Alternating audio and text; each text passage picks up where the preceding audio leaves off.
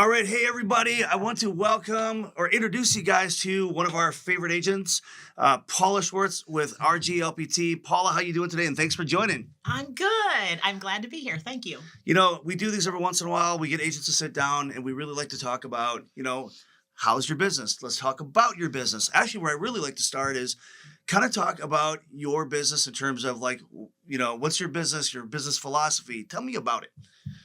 My philosophy. Yeah. My philosophy has always been always do what's best for the client. I'm one of those agents, maybe I'm rare, maybe I'm not, but I don't ever consider my own commission. I don't ever consider what's in it for me. It's always, if I can do what's best for them, then everybody's going to end up successful. You know, Paula, so the thing is, when we talk about agents and success, everybody can measure success differently. Success doesn't look the same to any two people, right? So when I say we like to sit down with our successful agents, our agents that are doing well, that can mean very different things to different people. To you, what do you think success means to you? Success means just at the end of the day, seeing the sparkle in somebody's eye once they find the house and you know that they are going to tell you, let's put an offer in. Mm-hmm. Success means that you get to the closing table, you hand somebody the keys, and they are excited and they're ready to go. And you just feel a sense of accomplishment on their behalf because you know you just helped them make one of their biggest dreams come true. And success for me, I mean, obviously, yes, I have my own numbers. I have my own goals that I want to hit. You talk about that. What do you mean about that? What kind of goals do you have? What drives you? Well, there are days, and I think we can all agree with this, that it is hard to get out of bed. Yeah. Sure. Especially this time of year and when stuff slows down or you've got a tough day ahead of you. But just knowing that if I don't get my butt out of bed, I'm not going to be able to pay my own mortgage, my own car payment. Right. And my kids are going to be mad. Right. I mean, that at the end of the day, that's what it is, right? We work on commission. So if we don't get up and get to work, we don't have a life. Mm-hmm.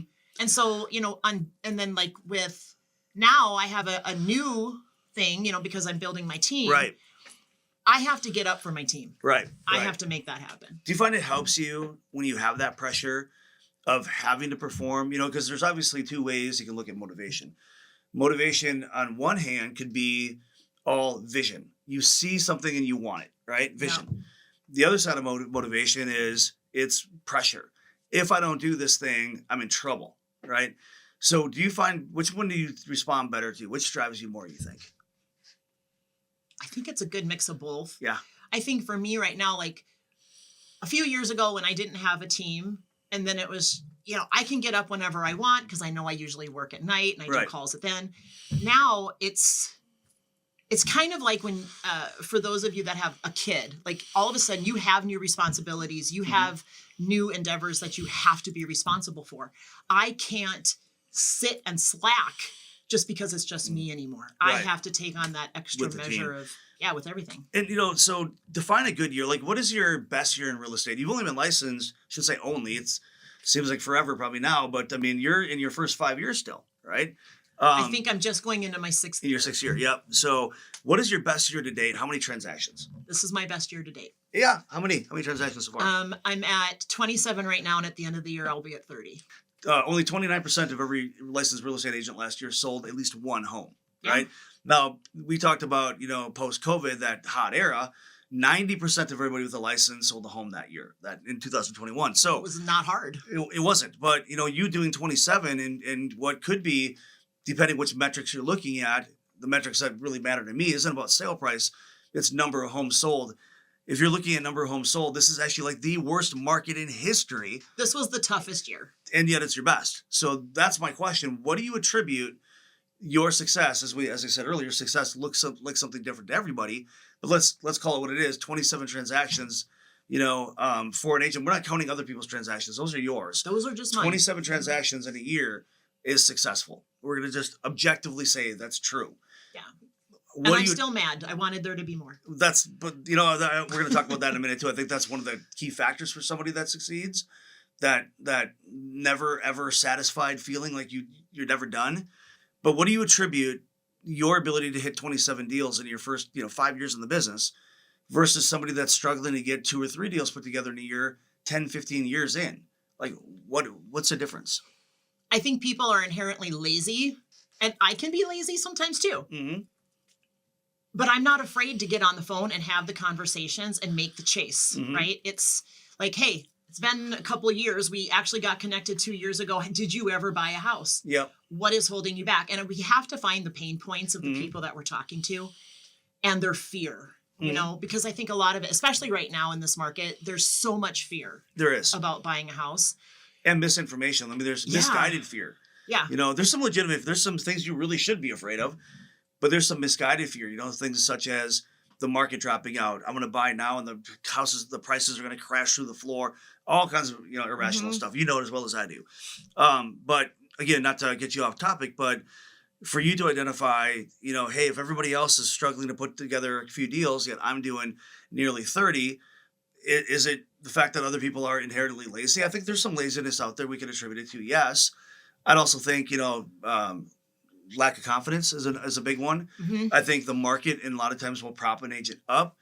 Deals will fall into their lap when that stops happening. They don't know what to do. Mm-hmm. So I think there's a lot that goes into it. But for you in particular, and I think I know the answer to this. I don't know if you know the answer to this or if you see it differently, but what do you think it is about you that drives you to do, you know, multiple times more than the average person right now?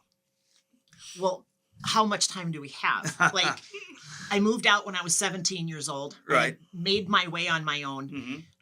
Put myself through college, bought my first home at 21. Yep. You know, there were certain things that I think there's just some people just have an inherent drive to them, Mm-hmm. and it comes more naturally. Yep. And some people, they have to work harder for They it. do.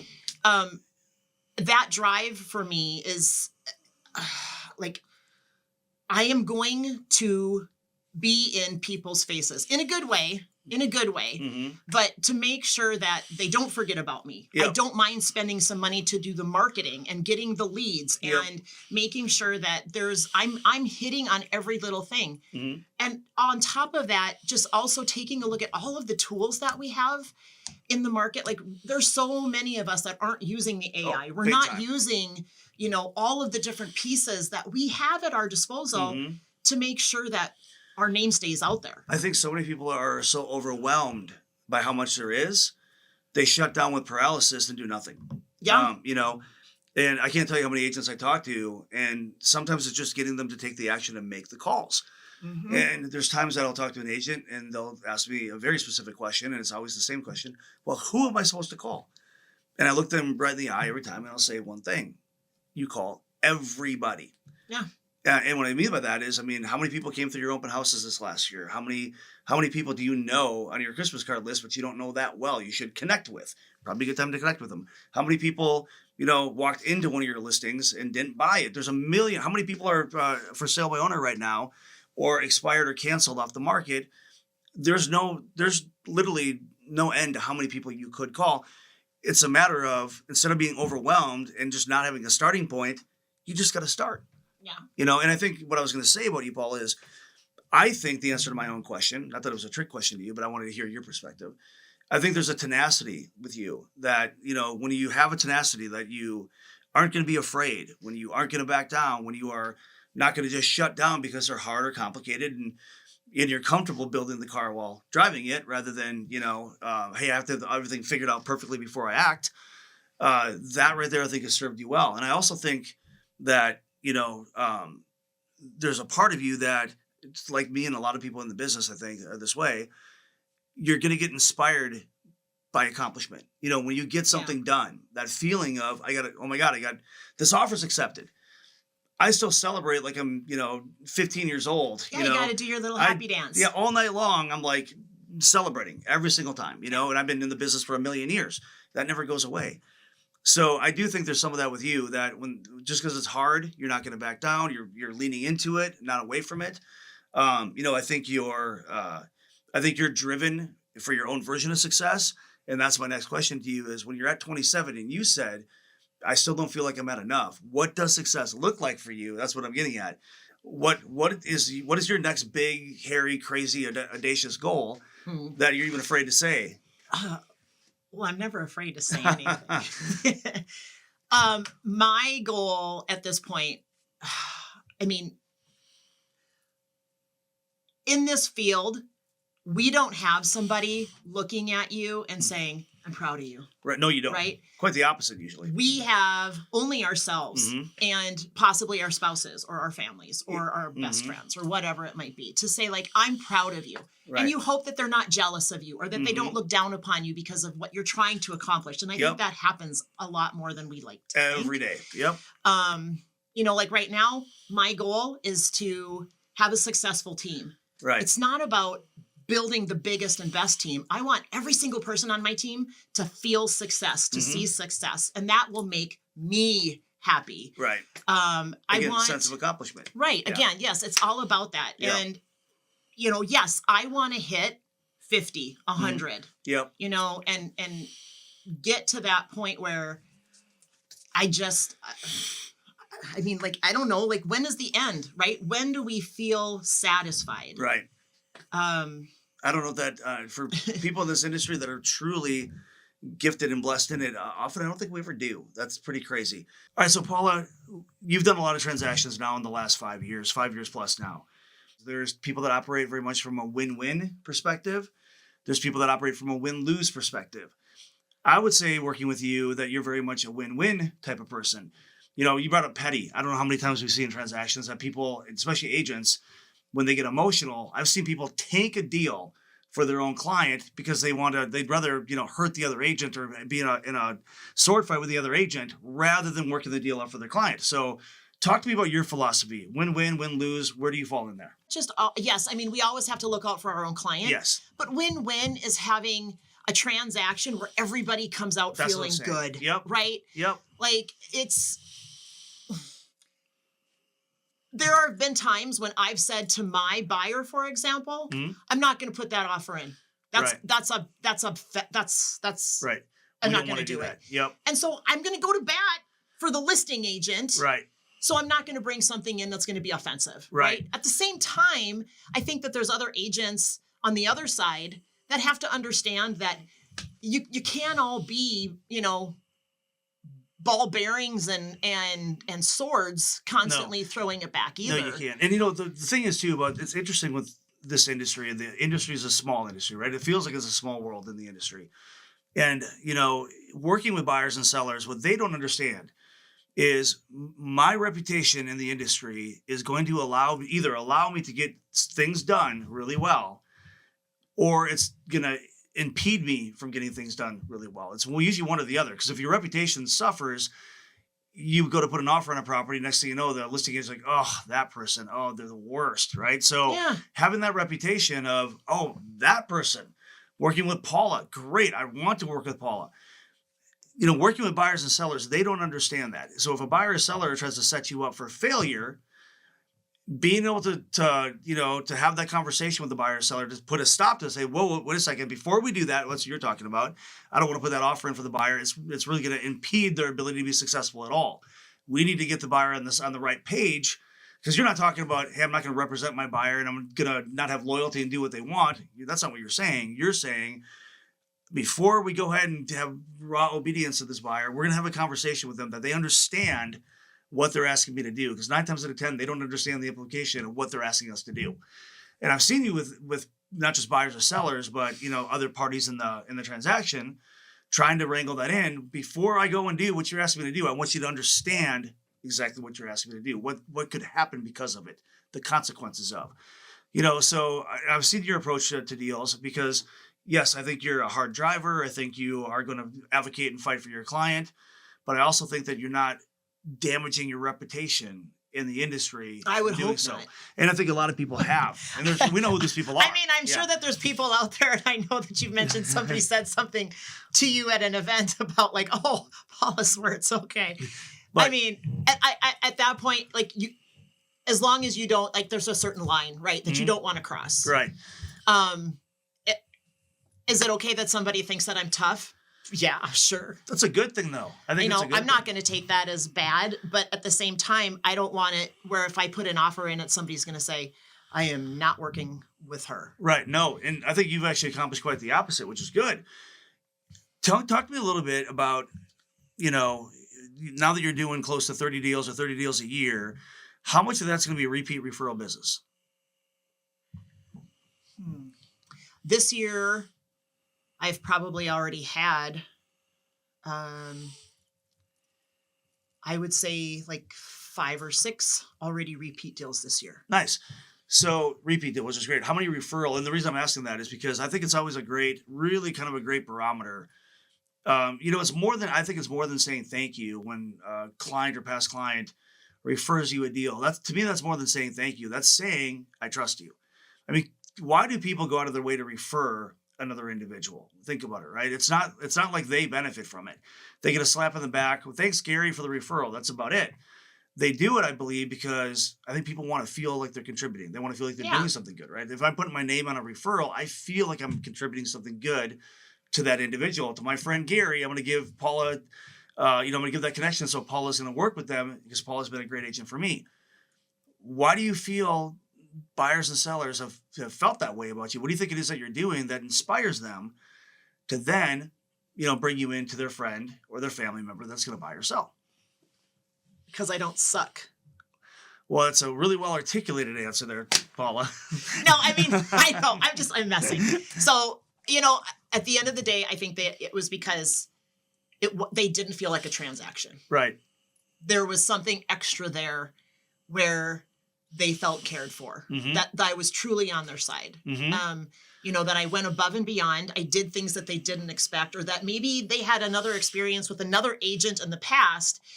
And from this or the transaction before they referred me, they were like, she did a whole bunch of things way different than what we've ever seen before. But what do you think those things are? What do you think? Because everybody, at the end of the day, we all do the same thing, but none of us do the same thing. We all, help people buy and sell real estate, but we all have different approaches to it. We all get different niches, techniques, strategies. What do you think is about you that's made a difference? I think for some people, it's easier to take than others. For some people, it's very take, but I am brutally and transactionally honest. There's going to be things that I tell both my sellers and my buyers that aren't going to be easy for them to hear. Right. Yeah. But at the end of the day, I'm doing it because I truly feel like it's in their best interest that's going to make it a better successful transaction, that's going to get them more money or save them more money or whatever it is that they're trying to do. But it's kind of like, with the parent, when you are disciplining a child, the child knows, even though they don't like hearing the tough stuff, it's because they love me, and that's where I think that taking that extra step of that brutal honesty, I think there's just a lot of agents that have a hard time either, in negotiations of fighting back. And I don't want to use the word fight. Right. But I mean, it's part of it. There's contention. But getting back into it and being tough, being a bulldog, with that negotiation, but also some of that negotiation's got to come with your own clients. It does. Wrangling them in, like we were talking about, and the thing is, it's, this business, I think, can get very difficult for people that avoid conflict. If you get a seller with a strong personality, and I'm this way very much with sellers, I'm much more high D personality, much more, kind of take charge, kick the door in, get out of my way. Really? Yeah, much more with sellers than I am with buyers. Buyers are much more nurturing, it's way more handholding. Like it's very different personality types for me. When I'm with a buyer, I'm one way, a seller the other. And sellers, I'm always like, you got to get out of your own way so we can complete this project. We have to complete this thing for you. Like the way that you present the house, the way that we, go from point A to point B, getting the listing ready, how we present it, how we market it. If you're in the way of that process, if the buyer shows up for a showing and the house looks like crap, if they walk in and there's garbage overflowing out of the bathroom garbage, and and there's toothbrushes laying on the counter, and all these personal photos everywhere, and tight walking spaces, everything we're talking about not to do, you're going to work directly against me helping you be successful. But I think that's the difference between good agents that do care, that we're not afraid to tell them, like, okay, we're going to change some stuff up, but not waiting until an hour before photos, right? That a month or sometimes 6 months in advance, it's like, I'm going to come in and I'm going to walk through your house and I'm going to take pictures and I'm going to give you a honey-do list. Right? Yep. Here's all the things that have to be done before we put your house on the market. And here's why. Right. Because it's not just about giving them a list or telling them about all the crap that's wrong with their house. It's about setting them up for success. So. Yes, Yeah. this is for you. I'm doing this for you. Yep. And I think buyers get in their own way too, but sellers really impact their own success level. They've got a bigger platform to do it with that listing. You know, they really do. So back to my point, I think people that avoid conflict in this industry really struggle because what they do is they want to make everybody happy. They don't want to upset anybody. So therefore, the seller's the one driving the bus, not the agent. Then the bus ends up crashing into the wall, right? Yeah. So I think it's really, kind of a necessary skill set to be able to have those more difficult conversations, not shy away from the conflict, lean into it, but at the same time, inspire enough trust with people that they will listen. Mm-hmm. That takes time to develop that skill set. And I think you've done that well in the short time that you've been in real estate. I think you've done well to get people to actually go, yep, I don't like what I'm hearing, but I believe you, I trust you, I'm going to go with you, and boom, the results happen. Yeah. That's been something that's a hard lesson for a lot of agents. And I can't tell you how many times I've seen people get out of the business because they cannot handle the hard conversations. Yeah. And in this business, it's all hard conversation. Buyers, sellers, lenders, title, you name it. There's so much stuff that gets thrown at you. And other agents. Yes. Yeah. Oh, yes. Absolutely. Other agents. Yep. Mm-hmm. So, sorry, Mm-hmm. Agent on the other side. Yep. It very much I'm not is. agreeing with you. Yeah, it very much is. There's a lot of stuff that you've got to kind of be assertive. I like that word assertive, not aggressive, not passive, but assertive. You're going to, stand up for what needs to be stood up for. It's not, a personal thing. It's not, out of anger. It's being, again, assertive, doing what's necessary to get the deal done, holding your ground, but respectfully, that's a talent to do. Talk to me a little bit about, where you see yourself going in this industry. You're now talking about growing this team. Yeah. And I know we talked about that maybe a year ago, right? Yeah, it's been over a year. Right. So, and it's been kind of a slow climb to get there, but where do you see yourself going, the trajectory of your business? I mean, are you going from solo agent doing 25, 30 deals a year to, mega agent, mega team? I never want to have a huge team. Okay. For me, and I respect all the people out there that are running teams, Mm-hmm. whether they're big or small, 2 people or 200 people. Right. But I don't want there to be a team that's so big that everybody just feels like they're part of a brokerage. Right. You know, the DNA between a team and a brokerage these days are getting very thin.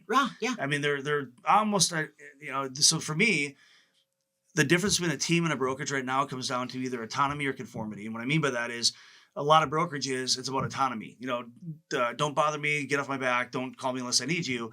Teams are conformity. Do what we say, do it how we say it, or you're off the team. So other than that one piece, they operate so similarly at this point, especially the larger ones. Yeah, for sure. Yeah. And so right now I have a smaller team Mm-hmm. and I'm happy with that. And, I'm probably going to have a few more people that I want to have fill certain areas of the Twin Cities, Mm-hmm. but I don't take people from just anywhere. Right. I have one here, one here, one here, one here, one here, one here. And so that way, because I do provide leads, Mm-hmm. that everybody's got their own piece. Right. And nobody's tripping and falling over each other. Right. And because I want them to have ownership of their market. Right. Right. Right. But I want everybody to feel like they are part of that family. Sure. That's, it's not just like my slogan with clients is I'm on your path, your timeline, no pressure. Mm-hmm. Right. But it's the same with an agent. Mm-hmm. And my goal was, look, there's a crap ton of really bad agents out there. Sure is. I deal with them every day. So anybody that joins my team, my goal is that they are not. How selective are you going to be with your team? They have to have certain qualities. They have to have drive. Mm-hmm. They have to have faith. They have to have certain charisma, right? You said faith. Yeah. I want to touch on that. Yeah. Talk to me about that. So the whole name, Pathways Home Group. Right. And I actually got into a huge argument with another agent about Mm-hmm. this. Was based on my faith, being on the right path, Right. it means Walking so the many path. different things. Right. And the T in Pathways Home Groups looks very much like a cross. Got it. Okay. I didn't know that. I didn't realize Yeah. that about. Okay. That's interesting. Yeah. So as a Christian, Mhm. and I'm not saying that if you're not Christian, you can't be on the team. I respect all faiths and all nationalities and everything else. But there has to be that thing in your core that you're a good human being, that you have faith in something, right? Because there's something else that's over us that I have to answer to. I have to provide answers to, that I'm going to always do the right thing. So when you talk about culture, right? And I don't care if you're talking about, culture in terms of societal culture, corporate culture. Culture is culture. And what we define culture by, the best definition I've seen of it, and this has stuck with me, is culture is made up of these three things: what we believe, why we believe it, and how we behave. Yeah. Okay. So when you identify a culture, from a different country, yeah, and you think of those things: what we believe, why we believe it, and how we behave. So their belief system might be so incongruent or so incompatible with ours that when you put those two things together, that's where culture shock happens, and that's where problems happen, right? Yeah. So I think at the center of any organization, you have to define your culture, and what your culture is really indicative of is going to be your values. Yeah. So your values are going to drive, those belief systems. Again, what we believe, values, why we believe it, how we behave. So those values help drive those beliefs and behaviors. I think it's absolutely not, I don't think it's a thing that should be, maybe we should add values and culture to organization. I actually think that's the backbone of any organization. I think when you think transactionally, I'm looking for an agent that does X. Yeah. You're already setting yourself up for failure because, again, I'm okay with diversity of thought. I don't want a diversity of values. I want those things to be in sync. Everybody wants to have a great year. Everybody wants to get a big paycheck. Everybody wants the $1 million listing. Right. But how are you going to handle it? And how are you going to get it? Like, what's your pathway to get it? And what's the true measure of a person? When something happens that's hard or something, or a challenge happens, who do you show up as in that moment? So if you're faith-based, if you're saying these Christian values are what I want to show up with my team, especially when a problem happens, especially when an opportunity happens, especially when, the opportunity is something right versus something easy happens. I see those things. I don't know what that is. I see that so clearly, where values, whether it's by default or by design, are going to lead a team. What I say by default is anything goes. We have no values. We have no morals. Let's get a deal done. I mean, we'll kill our mother to get the next dollar. There's teams that operate that way. You still have to do what's best for your client. Yeah. And I still have to fight on behalf of my client. I just had a meeting with my team this morning, and we talked about this. Yes, things were said in a way that I know I pigeonholed the other agent. They had no fight against me moving forward in that transaction anymore. It was best for my client. But it was also not necessarily the wrong thing to do either. Right. There's going to be my morals, values, and ethics that are going to make me make certain decisions, either on the buy or the sell side.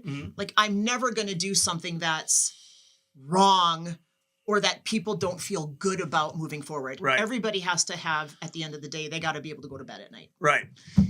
So how long, if faith is driving your particular behavior in your team, in your organization, how long has your faith been driving your actions? And is this something you've attributed your success in real estate early on too? Yes. I give everything to God. How long has that been true for you? My whole life. Oh, good. Yeah. I think the older we get, we're getting closer. Right. Yeah. Every minute. So I have to take into consideration that, everything I do for Jesus. I do it for God.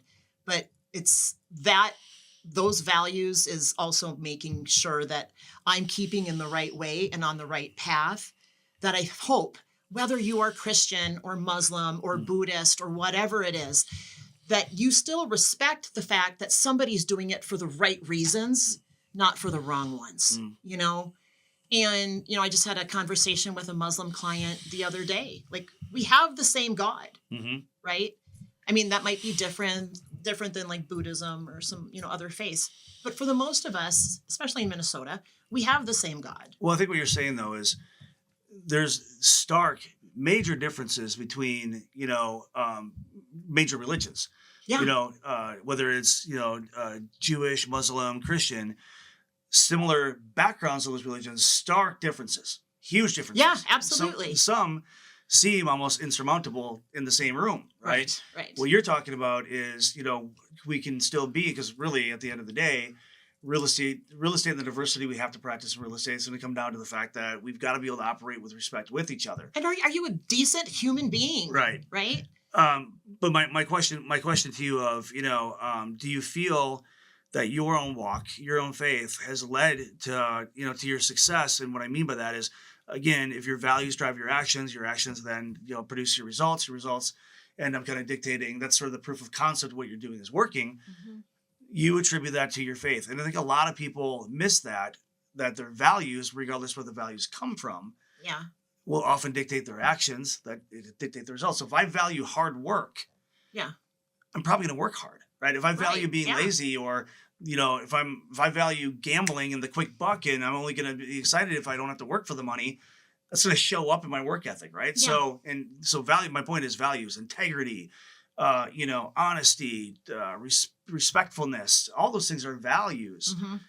How they show up in your business matters. And I think that's something, whether you're running a small organization, a large one, or a solo, that we often forget that those values are the center of it. We think so transactionally, getting another deal done, making X amount of dollars. I want X amount of deals. Last year I did this volume, this year I want that volume. I think those things, the volume and the deals become secondary, become a byproduct is what I'm looking for. Mm-hmm. Of your values. Those values will drive your behaviors. And often I talk to people that are having a behavior problem, and I always go back to their values. I'm like, we might want to have a self-check-in to start there. Somebody's watching this and they're kind of connected with what you're saying. They're like, I wish I had somebody in my corner that's going to fight for me, somebody that's tenacious, that has drive, that's competent in the business, that clearly does better than the average. What do you say to them? Why should they work with you if they're going to buy or sell versus any other agent? Like, what is it about you that you want your clients or the general public to know? And again, I put you on the spot with this. Yeah. So whether you're working with Paula Swirtz or any of the people on the Pathways Home Group team, it's always about them. Yes, do we take that extra approach with being diehard negotiators when we can, but I think it's about, there's that extra level of care and, making my clients feel like I'm going to truly be like somebody in their family that's wanting to help them. Yeah. It's not a transaction. They become friends, they become family, and you have genuine care for them. I mean, yes, we all have to do our jobs. We have to fill out the paperwork right, and we have to get the numbers right. But, that's a loaded question. It's such a loaded question, but I'm going to help you out with that too, because I'll tell you. So one thing I think people should know about you is you don't like to lose, and you're very stubborn, and I think that can serve the person that you're stubborn on behalf. When you act as a protector, guide, or what's the word I'm looking for? I'm trying to think of the word. Steward. That's what I'm looking for. When you're a steward of somebody and their pathway to homeownership or their American dream. I like how you moved that pathway in there. Yeah, I did that. But when that's the case, you want somebody that's going to be a pit bull for you. I mean, there's two types of people really in your corner. You can have a cheerleader or a drill sergeant. And I think both, sometimes each one's going to be appropriate, right? But especially, I like to think I'm a good mix of two. Right. And I think that sometimes people are very good cheerleaders, but they're not that great at being the pit bull, right?